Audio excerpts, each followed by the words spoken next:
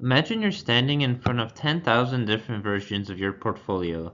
Each one has the same 10 stocks, but different weights, different risks, and different rewards. The question is, which one would you pick? Hello everyone, my name is Patrick Kopek, and this is Group 5. And for this project, we stepped into the role of a junior analyst at an investment firm, and our task was to help the portfolio manager answer a critical question. Are we balancing return and risk as efficiently as possible? So to find out, we've generated 10,000 random portfolios from the same stocks we used from the last project, and they're right here.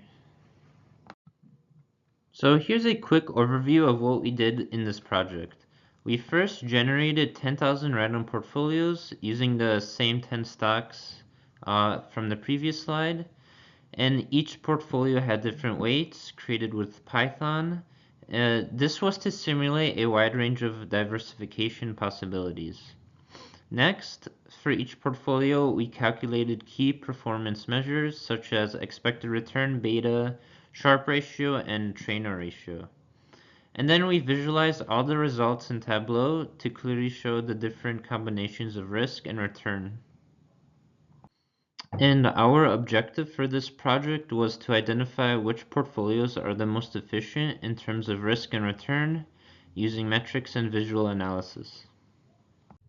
Next, let's look at some of the key measures we analyzed across all 10,000 portfolios. First, we have return. This represents the expected reward for the portfolio. And on average, our portfolio produced a return of 1.58% a month.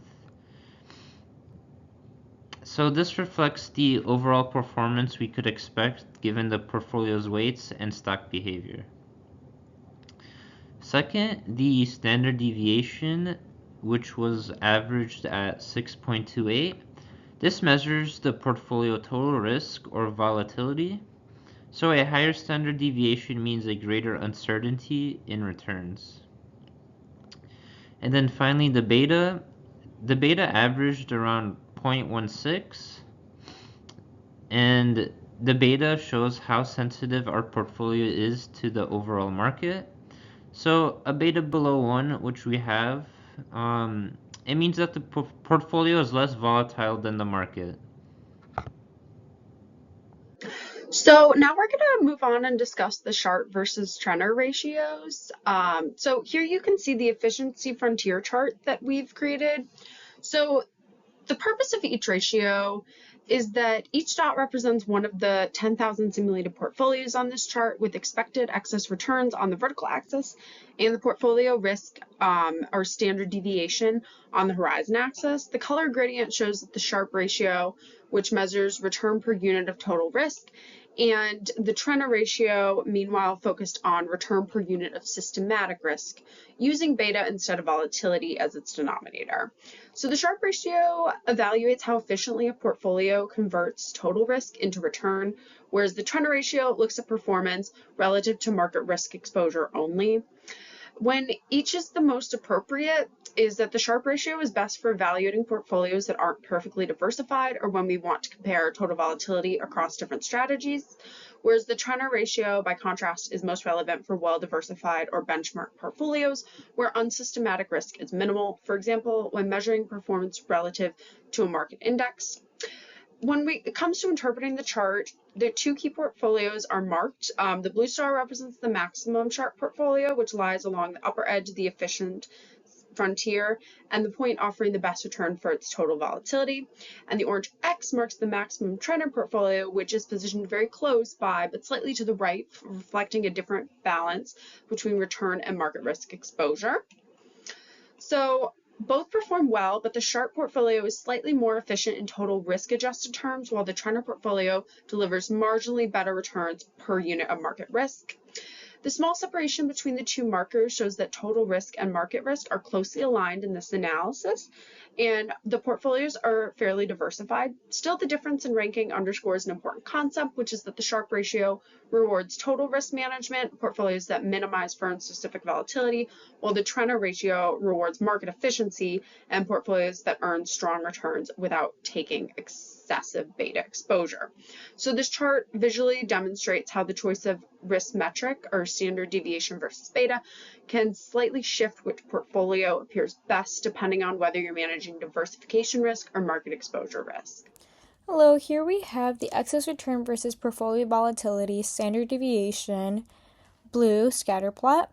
The first scatter plot shows a relationship between portfolio volatility, which represents total risk, and monthly excess return across 10,000 simulated portfolios. Each point here represents one portfolio's performance. You can see a clear positive correlation.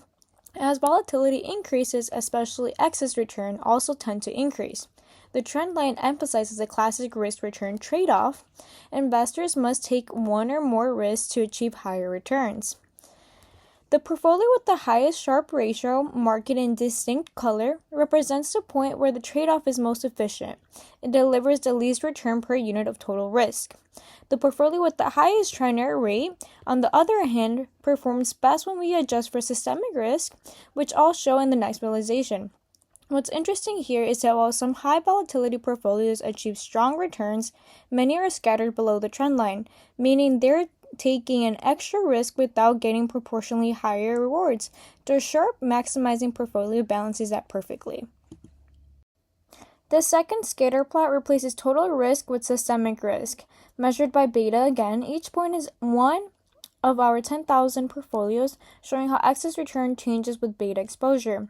We can see a similar upward relationship. Portfolios with higher betas generally earn higher excess returns. This supports a capital asset pricing model, or CAPM, which predicts a positive linear relationship between beta and expected return. The highest Sharpe ratio portfolio, which optimizes total risk adjusted returns, the highest Trenor rate portfolio, which optimizes returns relative to market risk, meaning beta. Notice how the Trenor maximizing portfolio lies closer to the regression line in the chart, meaning its performance is strongly tied to market movements, but its achievement excellent compensation per unit of systemic risk. Let's wrap things up and touch on a few things we discussed in this video podcast.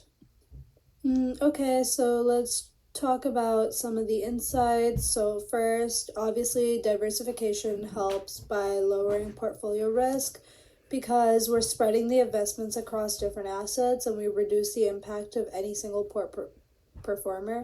So instead of having a larger percent of the portfolio towards a single asset, if we spread it out, it reduces the risk and leads to smoother returns and fewer large losses overall. Next, when we're looking at portfolio efficiency, we can see that the most efficient portfolios are the ones with the higher Sharpe ratio, meaning they give the best return for the amount of risk taken. These portfolios lie on the efficient frontier and represent the ideal balance between risk and reward. Finally, diversification also changes the kind of risk we face. As portfolios become more diversified, unsystematic or stock-specific risk decreases and what's left is mostly systematic market-wide risk. These are the types of risks that can't be eliminated through diversification. So here are some of the key takeaways. So overall, the main takeaway here is that diversification is the key to lowering total risk while keeping returns steady. The goal isn't just to chase the highest returns, but to find an efficient mix that maximizes returns for the risk you're comfortable with. In short, smart investing isn't about avoiding risk entirely, but it's about managing it wisely through diversification and efficiency. Thank you.